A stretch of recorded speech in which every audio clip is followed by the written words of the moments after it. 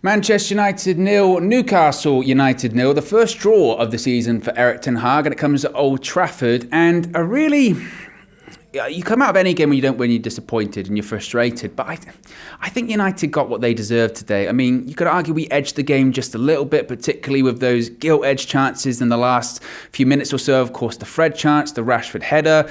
But then in the first half, you look at Newcastle, hit the bar, hit the post. And this is, I think, just what it's going to be like initially under Erik ten Hag. We are still experiencing clearly teething issues. And yes, a lot of money has been spent. And yes, it's Manchester United, so the expectations are always going to be high. But we're going to get results like today where I'm not going to say Newcastle came to Old Trafford and parked the bus, because they didn't. I thought they played fairly well. I think actually they probably won the midfield battle. I thought Joelinton was very, very good. And every time he travelled with the ball, he looked like he was going to cause Manchester United a lot of trouble. But I think when we did have the ability to counter, we were in those moments of transition, we get up the pitch really quickly, and then what happens? Once we got into that final third, everything slows down. We then look for one more pass, or we then look for...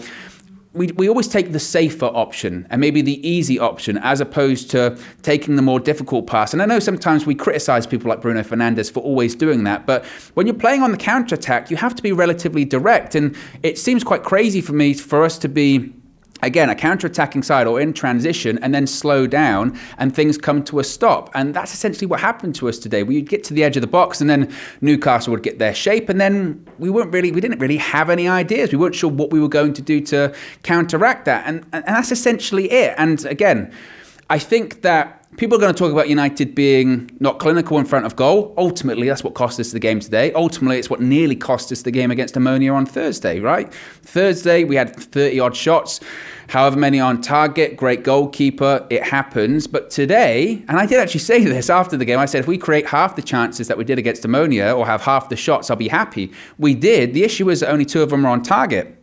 Nick Pope really didn't have to make any major saves. Maybe first half from Anthony, that's it. The other one is Fred missing essentially an open goal, and the other one's Rashford missing that header. And yes, you could say that if Ronaldo's in that position, he scores. I think he does. I think Ronaldo, if he gets that header from however many yards out, was about 6 yards out, wasn't it? He scores that goal. But then we're talking in the realm of hypotheticals here, because we're then talking about a situation whereby, is Ronaldo even going to be into that position? We don't know. So I think that's difficult to say. People are going to talk about Fred in midfield today, and justifiably so. I thought he was really poor on the ball. I think that, again, I am almost reluctant to completely go in really hard on him, because everyone was poor on the ball today. And it's kind of like, well, what do you expect from Fred? Because do we associate Fred as a player with someone that's really technically gifted with his feet? No. Do we associate Fred as someone that is going to be scoring us lots of goals? He has in the past, but he's not that kind of player. His real role is to get around the pitch, to Mina's point, but also to KG's point. When you're United, you expect a bigger element of quality, and we didn't get that from him today. So that was disappointing from him.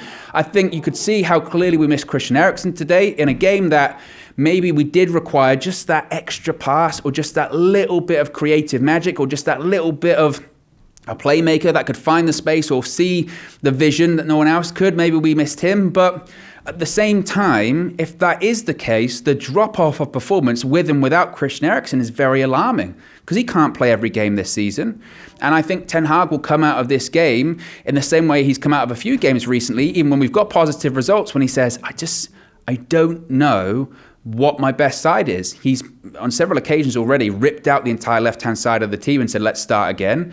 Today, again, Eriksen's missing out of injury with illness, but you get the impression that there isn't the continuity there that he would like. Even with people like Martial at front, that's forced. He's not getting that continuity because Martial's injured, but clearly in his mind's eye, we're not playing the way he would want to. Is there progress? Yes. Maybe it's not as quick as some people would want, but it's not going to happen overnight. I think Ten Hag would look at the statistics and say, well, we dominated possession. We had more possession. We did have shots, but we've just got to create more, and we've got to be patient. And we saw it again kind of today, that in reality, the patience did pay off to a point, because A better side or a more clinical side would win that game 2-0. You can't, I keep circling back to it, but you can't overlook those two chances at the end. Because a better side, a City, Arsenal, even everyone else, even a Tottenham. Tottenham was a perfect example, actually. Tottenham, someone like Kane, Son, they'll score those 2 goals. They'll come out of the game and they'll say, didn't play well, but we won 2-0, on to the next game. And maybe it's because they fell to the wrong players, but maybe that's because we don't have the right players in the right positions or the right players in the squad that Ten Hag wants. In an ideal world, Erik Ten Hag doesn't want Marcus Rashford playing number 9. He wants him off the left-hand side. In an ideal world, he doesn't really want Fred running from deep and arriving late in the box. He wants that to be Eriksen, or he wants it to be Casemiro. He wants that to be Bruno Fernandes. Why isn't Bruno Fernandes in that position? So, again, you can look at it 2 ways. You can look at today's result and say, disappointing, points dropped. You can look at it on the other side and say, in reality, we should have won that game. Didn't deserve to, but we should have won that game. And in terms of possession and controlling the game, I think we did that fairly well. But it's a difficult one. And now I look onto the games to come. I look at Spurs on Wednesday. That's a really challenging game. I think, yes, some Spurs fans can be frustrated with the way they're playing football at the moment, but they've had their best Premier League start ever. They've got an ideal Antonio Conte side in that they are difficult to beat. If you thought Newcastle were difficult to beat, Spurs will do exactly the same at Old Trafford on Wednesday. They will have a low block. They will play on the counter-attack, and they've got better players than Newcastle on the counter-attack. And if we are as open in midfield, and that's what we did see today at points. We saw that midfield get overrun. We saw Fred and Casemiro get overrun by the likes of Joelinton in midfield. Then that is definitely going to happen to us on Wednesday, and we need to be really cautious of that. And then looking even further ahead to Chelsea on Saturday, that's another one where you would say that that's going to be really, really challenging for us, especially because we've got to face Graham Potter again. We saw what happened when we faced him earlier on this season at Old Trafford, so who knows what could happen there. So again, I think that Ten Hag will look at today's result and say, it's disappointing, it's points dropped. Again, I do think there are elements of progression.